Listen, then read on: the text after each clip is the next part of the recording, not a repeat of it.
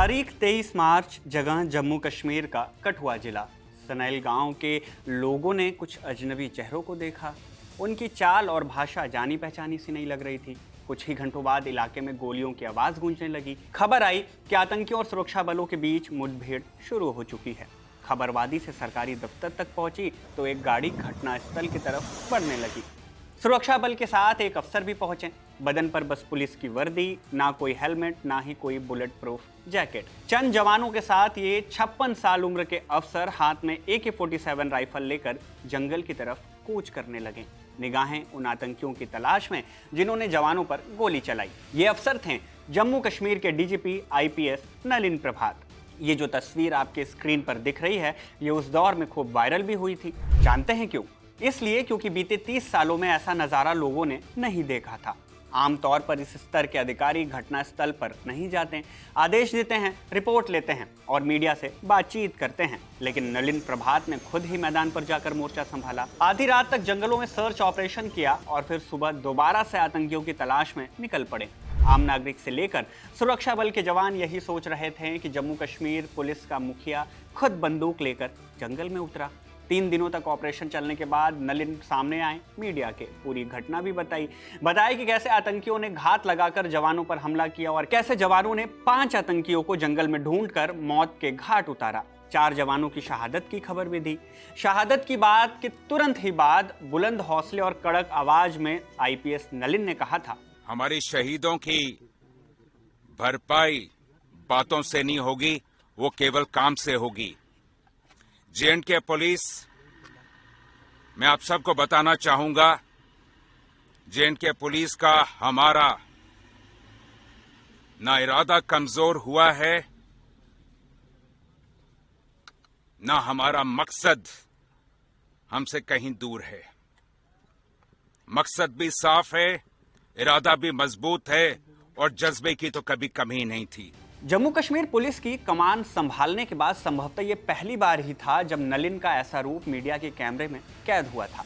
लेकिन हम उस घटना की कहानी अब क्यों सुना रहे हैं?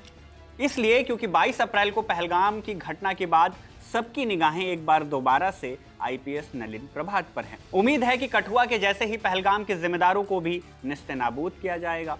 उम्मीद इसलिए भी है क्योंकि कुछ ऐसा ही सोचकर IPS नलिन प्रभात, जो कि 20 साल से सेंटर डेप्यूटेशन पर थे, उन्हें जम्मू कश्मीर बुलाया गया। वो अफसर जिन्हें आतंकियों और जंगलों में दबे पांव दुश्मनों पर हमला करने का खास अनुभव है।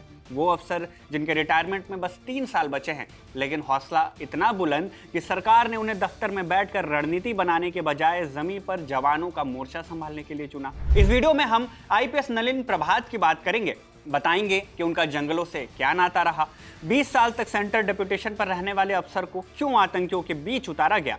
नमस्ते, मेरा नाम है शुभम और आप देख रहे हैं खबरगांव। पहलगाम में हुए आतंकी हमले के बाद सबकी निगाहें एक ही नजारा देखना चाहती हैं, आतंकवादियों की कैद और उनका खात्मा। सरकार से लेकर सेना तक एक ही उम्मीद में है कि ना केवल पहलगाम में हमला करने वाले आतंकियों की लाशें उनके सामने हो, बल्कि हर उस आतंकी की भी जो कश्मीर की खूबसूरती पर कलंक लगा रहा है। कश्मीर में सुरक्षा चाक चौबंद की जा रही है और शहर की सुरक्षा का जिम्मा है जम्मू कश्मीर के DGP IPS नलिन प्रभात पर। ये कौन है? नलिन प्रभात की कहानी शुरू होती है साल 1968 से। हिमाचल प्रदेश के जिले मनाली में एक गांव है, नाम ढूंगरी। यहीं नलिन का जन्म हुआ था। पिता DS मोही भी IPS अफसर रहे, सेवानिवृत्त IG। पिता के जैसे ही बेटे में ऑल इंडिया सर्विसेज करने का जुनून था। सो दिल्ली के सेंट स्टेफेंस कॉलेज से BA और MA की डिग्री लेने के बाद नलिन ने UPSC की परीक्षा दी और 1992 बैच के IPS अफसर बन गए। काडर मिला आंध्र प्रदेश का। 1993 से सेवा शुरू भी हो गई, लेकिन नलिन को राज्य सरकार की सेवा करने का मौका ज्यादा दिनों तक नहीं मिला। 1998 से लेकर 2004 तक नलिन ने करीमनगर, कड़प्पा और वारंगल जिले में पुलिस कप्तान माने SP की जिम्मेदारी संभाली। ये सभी नक्सल प्रभावित इलाके थे। बताया जाता है कि नलिन सिर्फ दफ्तर में बैठकर आदेश नहीं देते थे, वो खुद जंगलों में उतरते थे जवानों के साथ। इन इलाकों में नलिन ने नक्सलियों के खिलाफ जंगल में ऑपरेशन करने वाली ग्रे हाउंड्स नाम की एक खास फोर्स को भी लीड किया। अब ये ग्रे हाउंड्स क्या है? ग्रे हाउंड्स फोर्स एक खास पुलिस कमांडो यूनिट है जिसे 1989 में आंध्र प्रदेश सरकार ने नक्सलियों से लड़ने के लिए बनाया था। ये देश की बेस्ट एंटी नक्सल फोर्स कही जाती है। ये काम कैसे करती है, इसे भी जान लीजिए। फर्ज कीजिए कि किसी घने जंगल में नक्सली छिपे हैं, आम पुलिस वहां नहीं पहुंच पाती है क्योंकि रास्ता बहुत मुश्किल है, खतरा बड़ा है। तब वहां भेजे जाते हैं जंगल में लड़ने वाले स्पेशल कमांडो ग्रे हाउंड्स, जो छोटे छोटे ग्रुप बनाकर जंगल में चुपचाप गश्त करते हैं, दिन रात जंगल में रहते हैं, तेजी से आते हैं, नक्सलियों की चाल समझ सकते हैं और अचानक हमला कर नक्सली को खत्म कर बिना शोर किए लौट भी सकते हैं। नलिन प्रभात ने न केवल ग्रेहाउंड्स के कमांडर की कमान संभाली बल्कि कई बड़े ऑपरेशन में हिस्सा भी लिया। नक्सल प्रभावित इलाकों में नलिन का काम देखते हुए ही उन्हें सेंट्रल डेप्यूटेशन पर भेज दिया गया। अब ये क्या होता है? देखिए, जब कोई आईएएस या आईपीएस अफसर किसी राज्य में काम कर रहा होता है और केंद्र सरकार को लगता है कि उसे उस अफसर की जरूरत है, तो केंद्र सरकार कुछ सालों के लिए उस अफसर को किसी मंत्रालय या एजेंसी में काम करने के लिए भेज देती है। इसे ही कहते हैं केंद्रीय प्रतिनियुक्ति यानी सेंट्रल डेप्यूटेशन। आईपीएस नलिन के साथ भी यही हुआ। 2004 में आईपीएस नलिन प्रभात आंध्र प्रदेश के वारंगल में एसपी थे, फील्ड पर काम कर रहे थे। इसी दौरान उन्हें एनडीआरएफ में डिप्टी डायरेक्टर जनरल बना दिया गया। हालांकि इस पद पर नलिन केवल 3 महीने तक ही रहे। इसके बाद उन्हें इंडो तिब्बतन बॉर्डर पुलिस यानी आईटीबीपी की श्रीनगर और लद्दाख की 3 बटालियनों का कमांडर बनाया गया। एनडीआरएफ और आईटीबीपी के बाद नलिन को सीआरपीएफ में डीआईजी का पद भी मिला। 2012 में उन्हें प्रमोट करते हुए सीआरपीएफ में ही आईजी की रैंक दे दी गई।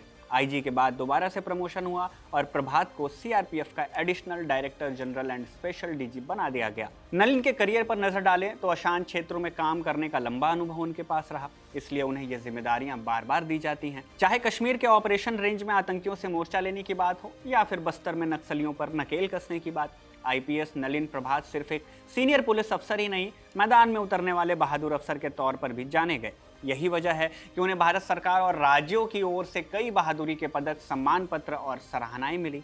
कौन कौन सी, एक नजर इस पर भी मार लीजिए। पहले बात वीरता और सेवा के पदक की करते हैं। पुलिस मेडल फॉर गैलेंट्री 3 बार मिला। ये पदक उन अफसरों को मिलता है जो जान की परवाह किए बिना खतरे का सामना करते हैं। नलिन प्रभात को ये 3 बार मिला, यानी उन्होंने 3 बार अपनी जान जोखिम में डालकर देश की रक्षा की। पराक्रम पदक, जिसे वुंड मेडल कहते हैं, ये तब मिलता है जब कोई अफसर ड्यूटी के दौरान घायल होता है। नलिन प्रभात खुद भी सीधे ऑपरेशन में घायल हो चुके हैं लेकिन पीछे नहीं हटे, इसलिए ये पदक मिला। डिस्टिंग्विश्ड सर्विस मेडल, ये पदक उन अफसरों को मिलता है जिनकी लंबी सेवा बेदाग और उत्कृष्ट रही हो। मेरिटोरियस सर्विस मेडल, ये पुरस्कार उन अफसरों को दिया जाता है जिन्होंने बहुत मेहनत और लगन से काम किया हो। नलिन भी उनमें से एक है। आंतरिक सुरक्षा पदक, आंध्र प्रदेश और जम्मू कश्मीर दोनों के लिए ये मिला। ये उन अफसरों को दिया जाता है जो आंतरिक सुरक्षा जैसे नक्सल और आतंकवाद के खिलाफ लड़े हों। नलिन का जीवन ऐसा ही रहा। Police special duty medal with bar, Jammu and Kashmir, ये खास मेडल ऑपरेशनों में लगातार सेवा देने पर मिलता है किसी भी अफसर को, और बार का मतलब होता है एक से ज़्यादा दफ़ा दिया गया, यानी नलिन को ऑपरेशनों में हिस्सा लेने, मोर्चा संभालने के लिए 1 से ज़्यादा बार सम्मानित किया गया। अब हम बात प्रशंसाओं की यानी कि कमेंडेशंस की भी कर लेते हैं। कई बड़े अफसरों और मुख्यमंत्रियों ने लिखित तौर से नलिन प्रभात की बहादुरी और कार्यकुशलता की तारीफ की। मसलन आंध्र प्रदेश के मुख्यमंत्री ने 2003 में उन्हें सराहा, आईटीबीपी के डीजी ने 2005 में, सीआरपीएफ के डीजी ने लगातार कई सालों तक मसलन 2007, 2008, 2009, 2014 में 2 बार, 15 में 3 बार, तो वहीं जम्मू कश्मीर के डीजीपी ने 2008 और 2010 में आईपीएस नलिन के काम की तारीफ की। इतने डिटेल में हम इसलिए बता रहे हैं ताकि इनके बारे में आपको और अच्छी जानकारी मिले। प्रशंसा के अलावा आईपीएस नलिन प्रभात को कई एप्रिसिएशंस भी मिले, यानी सराहना पत्र भी मिले। कौन कौन से? जम्मू कश्मीर के मुख्यमंत्री, आंध्र प्रदेश और जम्मू कश्मीर के डीजीपी, सीआरपीएफ और पंजाब पुलिस के डीजी, इनके साथ जम्मू कश्मीर जोन के स्पेशल डीजी के साथ ही साथ सीआरपीएफ के एडीजी तक ने नलिन को अपनी तरफ से सराहना पत्र दिए, उनकी काम की सराहना की। अब यहाँ सवाल उठता है कि इन्हें कश्मीर क्यों भेजा गया? साल 2024 में ही नलिन के करियर ने एक बड़ा मोड़ लिया। क्या हुआ? अप्रैल महीने में एक आदेश आया। आईएएस, आईपीएस जैसे सिविल सर्वेंट्स का एचआर विभाग कहे जाने वाले डिपार्टमेंट ऑफ पर्सनल ट्रेनिंग का आदेश में बताया गया कि एसीसी ने आईपीएस नलिन प्रभात को नेशनल सिक्योरिटी गार्ड यानी एनएसजी का चीफ चुना है। एसीसी कौन होती है? Appointments committee of the cabinet, Bharat सरकार की एक बेहद खास कमेटी जो केंद्र सरकार के बड़े अफसरों की अपॉइंटमेंट, ट्रांसफर और प्रमोशन जैसे फैसले लेती है। फैसला लिया गया कि आईपीएस नलिन 31 अगस्त 2028 तक, यानी कि अपने रिटायरमेंट तक, एनएसजी के डायरेक्टर जनरल रहेंगे। अभी इस पद के लिए आईपीएस नलिन को दी जाने वाली बधाइयों का दौर खत्म ही नहीं हुआ था कि एक और खबर आ गई। अक्टूबर की पहली तारीख को बड़ी सुर्खी बनी कि गृह मंत्रालय ने नलिन प्रभात को जम्मू और कश्मीर पुलिस का डायरेक्टर जनरल चुन लिया है।